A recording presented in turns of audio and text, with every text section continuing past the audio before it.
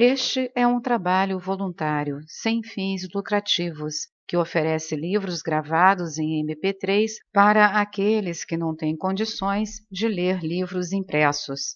Para ouvir este e outros livros gratuitamente na íntegra, acesse nosso canal e leia as instruções na aba Sobre. Este livro foi gravado para o uso exclusivo da pessoa com deficiência visual, não podendo ser comercializado de acordo com a Lei nº 9.610, de 19 de fevereiro de 1998. Os neurônios que compõem o cérebro e o sistema nervoso central falam entre si através de aberturas chamadas sinapses. Essas aberturas separam filamentos estreitos como galhos, as dendrites, que crescem nas pontas de cada célula nervosa. Todo mundo possui bilhões dessas células, divididas entre o cérebro e o sistema nervoso central, e como vimos, cada uma gera dúzias ou mesmo centenas de dendrites. O total é estimado em 100 trilhões. Isso significa que, a qualquer momento, as possíveis combinações de sinais saltando através das sinapses do cérebro excederão o número de átomos do universo conhecido. Os sinais também se intercomunicam à velocidade do raio. Nosso cérebro leva poucos milionésimos de segundo para ler esta frase, organizando um padrão exato de milhões de sinais que logo em seguida se dissolvem e jamais voltam a se repetir exatamente da mesma forma. Quando eu estava na faculdade, aprendemos um modelo simples de comunicação de carga elétrica entre neurônios.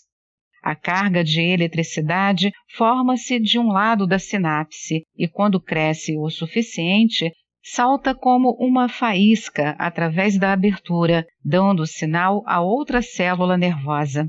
Mesmo considerando esse mecanismo correto, o que na realidade não é, a descrição de nosso livro de neurologia em 1966 não ensinava quase nada sobre o modo de agir dos neurônios na vida real. O modelo descrito no livro faz sentido apenas para uma única célula nervosa, isolada e parada no tempo, afastada do contexto. Na verdade, a ação que ocorre nas aberturas pelo sistema nervoso é comparável a um computador cósmico reduzido a uma escala microscópica.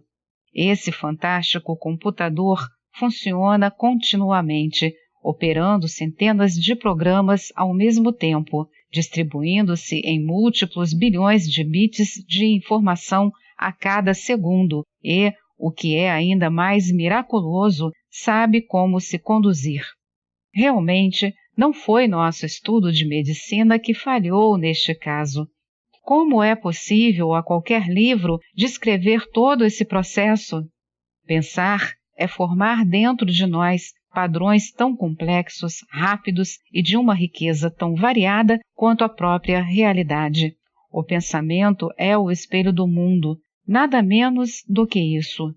A ciência simplesmente não tem os instrumentos para observar tal fenômeno, que é, ao mesmo tempo, vivo e infinito.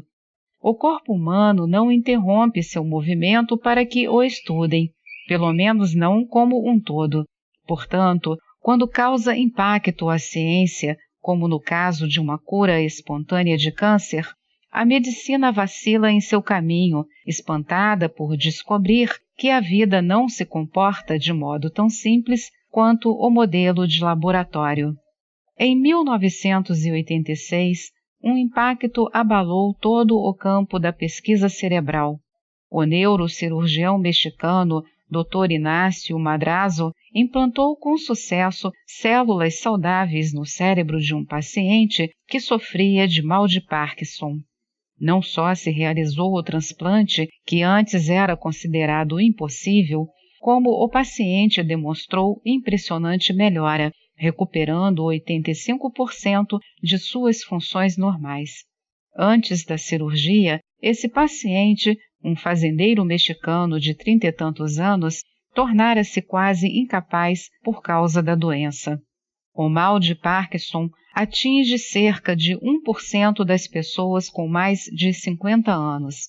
Começa com tremores nos músculos, rigidez dos membros ou uma tendência a mover-se muito lentamente. A causa imediata desses sintomas é a deficiência de dopamina, a mesma substância química cerebral que causa a esquizofrenia quando produzida em excesso. Por razões ainda desconhecidas, as células nervosas que produzem dopamina, localizadas em uma parte da base do cérebro chamada substância negra, começam a morrer, gerando a deficiência. Sem dopamina suficiente, a capacidade do cérebro em regular os movimentos dos músculos diminui e finalmente desaparece. Qualquer dos sintomas do mal de Parkinson, ou todos eles, agrava-se com o tempo até o paciente ficar totalmente incapaz. O dramaturgo Eugene O'Neill contraiu o mal de Parkinson depois dos 50 anos. Ele sentia cada vez mais dificuldade em escrever, porque o tremor das mãos aumentava.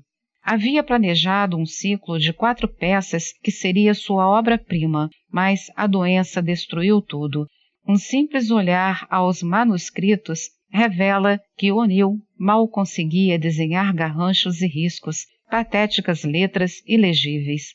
Com heróica resistência, ele transferiu suas palavras ao papel, mas até hoje ninguém foi capaz de decifrar o que elas querem dizer. No México, o paciente de Madrazo, embora bem mais jovem que a média dos doentes de Parkinson, estava preso ao leito porque sofria tremores rítmicos e constantes que o impediam de andar sem ajuda. Depois da cirurgia, ele voltou a andar, correr, alimentar-se, trabalhar no jardim e, como mostrou um filme a seu respeito, foi capaz de carregar novamente seus filhos no colo.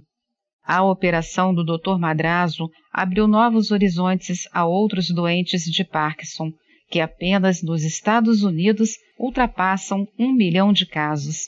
Em fins de 1987, realizaram-se no mundo 200 operações semelhantes. Madrazo executou mais de 20 intervenções com sucesso considerável. As tentativas anteriores a essa cirurgia tinham falhado, assim como iriam falhar as outras posteriores. Madrazo acredita que seu sucesso se deve à escolha da exata localização dos implantes, mas só agora começam a ser consideradas as consequências a longo prazo. Subitamente, quase sem aviso, os neuropesquisadores viram-se diante de algo até então só possível em ficção científica: um transplante cerebral. O que torna um enxerto de tecido cerebral tão surpreendente é que a medicina sempre acreditou que o cérebro não fosse capaz de se curar. Por esse motivo, quase todos os danos cerebrais causados por doenças ou acidentes eram considerados irreversíveis. Somente em 1969, um pesquisador de Cambridge, Godfrey Reisman, provou através de um microscópio eletrônico que as células nervosas danificadas podem induzir novo crescimento. Recentemente, Madrazo demonstrou que o cérebro não só é capaz de se curar, como aceita tecidos de outros órgãos. No caso da doença de Parkinson, ele usou células da glândula suprarrenal, que também produz dopamina. A cirurgia também pode ser realizada usando-se o tecido cerebral de outra pessoa ou até de um feto de porco. Atualmente, os neurocientistas estudam a hipótese de que o cérebro seja dotado de um complexo sistema químico de restauração, quase totalmente desconhecido até poucos anos atrás. Um grupo de pesquisa sueco demonstrou que a perda de memória em ratos pode ser revertida injetando-se neles uma das mais importantes substâncias químicas de reparo no cérebro, a proteína-chave chamada NGF, ou fator de crescimento nervoso.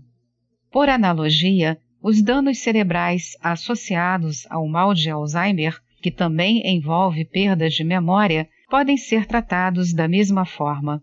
Além disso, a experiência sueca indica um avanço sobre o enxerto de tecidos cerebrais, porque não usou tecidos vivos nem cirurgia.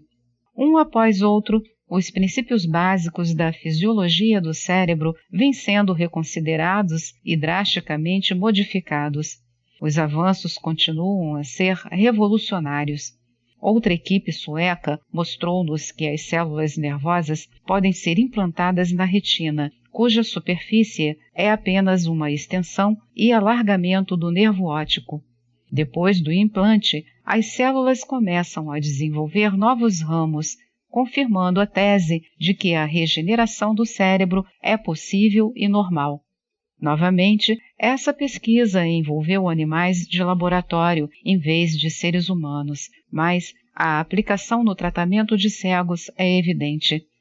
Do mesmo modo, outros enxertos podem beneficiar vítimas de traumatismo craniano, derrame e outros males cerebrais. Quero enfatizar que nenhum desses avanços seria possível sem a mudança de conceito por parte da ciência.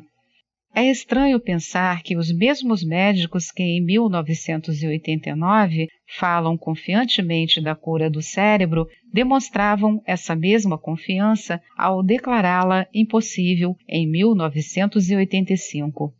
Na verdade, as bases do enxerto cerebral são bem antigas.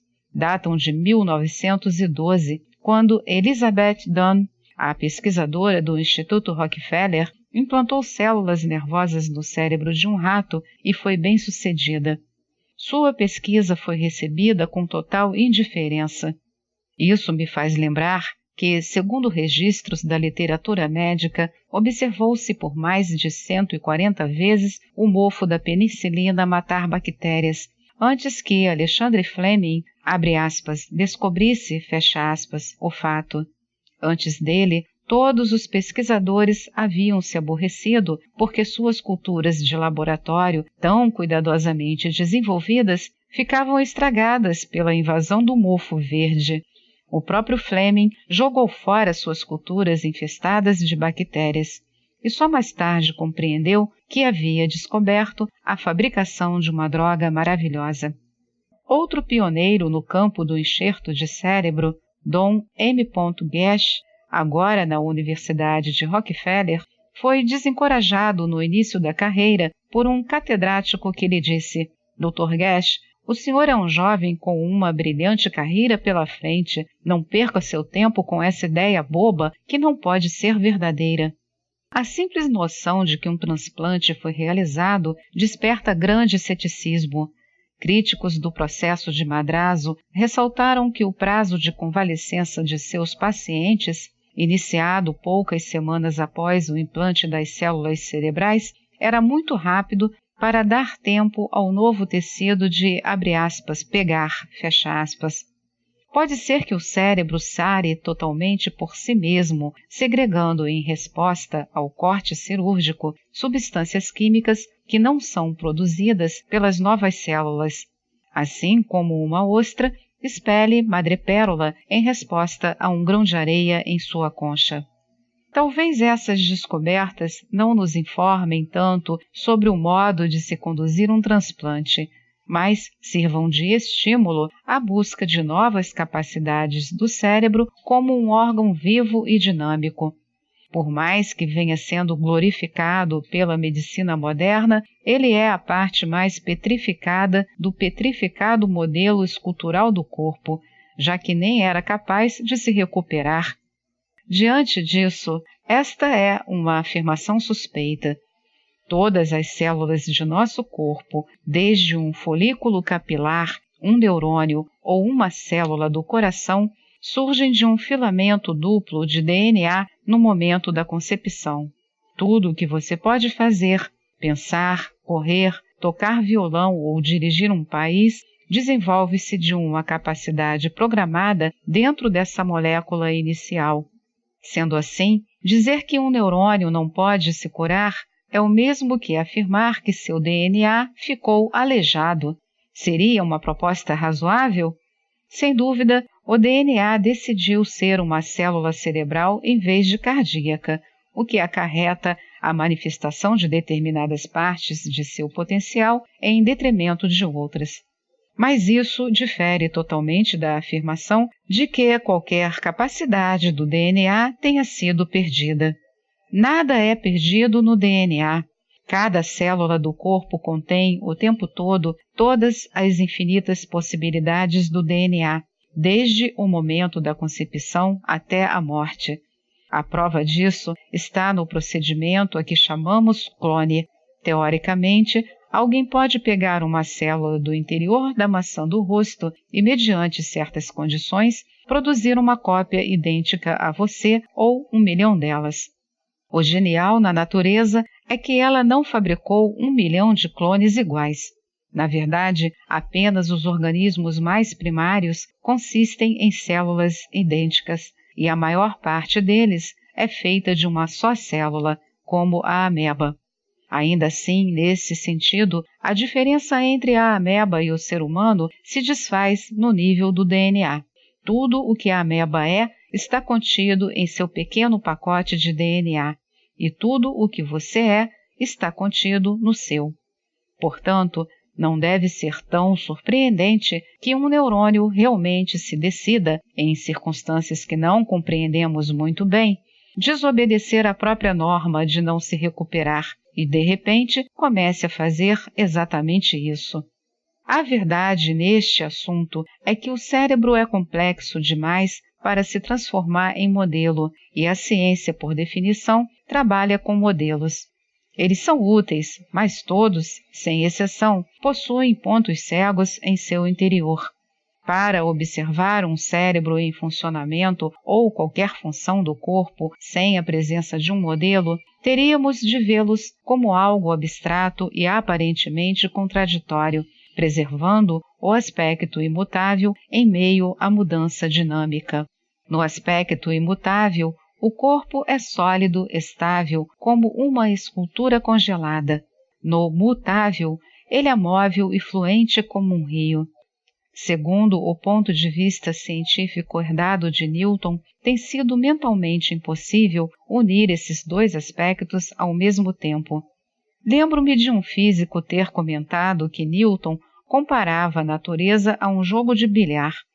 Com isso, ele queria dizer que os físicos clássicos estudam coleções de objetos sólidos, as bolas de bilhar, movendo-se em linhas retas, impulsionados por leis fixas de movimento.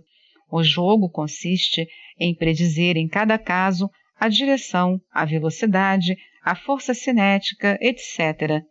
Mas, para fazer esses cálculos, você precisa parar o jogo e desenhar-lhe um modelo, completando-o com fórmulas para os ângulos e trajetórias apropriados, e assim por diante. A ciência aceitou, em princípio, um sistema petrificado para mapear tudo o que acontece no mundo material.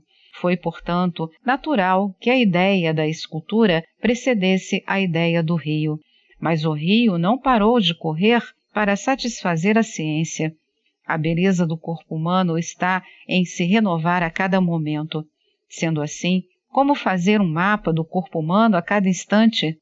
Esse é o novo dilema que teremos de enfrentar.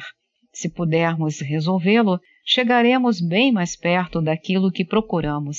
Não mais o conhecimento para ser guardado em bibliotecas, mas sim novas capacidades de programar nosso computador cósmico. Esta é mais uma edição do canal Livros Falados Voz Humana. Que o bem, o bom e o belo se multipliquem em benefício das criaturas.